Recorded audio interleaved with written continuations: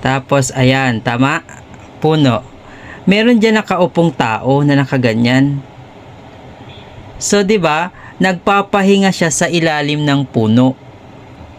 So, kaya kinuha yung word na Yasumi yan. Sa puno, itong ki, tsaka yung tao nagpapahinga. Well, ang inaanoan kasi natin, di ba, yung pahinga. Uy, magpahinga ka dun sa ilalim ng puno.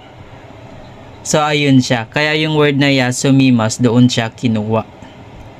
Okay, isa pa. Is studying, living, and working in Japan part of your wish list? Wish granted with Beyond the Visa and Educational Consultancy Services. We are a student visa consultancy firm that assists young professionals on how to study in Japan through our work and study program.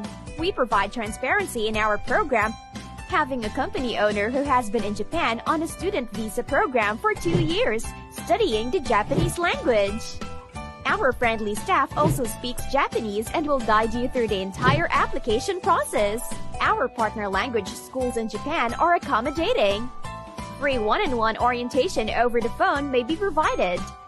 We also offer private online tutorial in Japanese language and Japanese flashcards.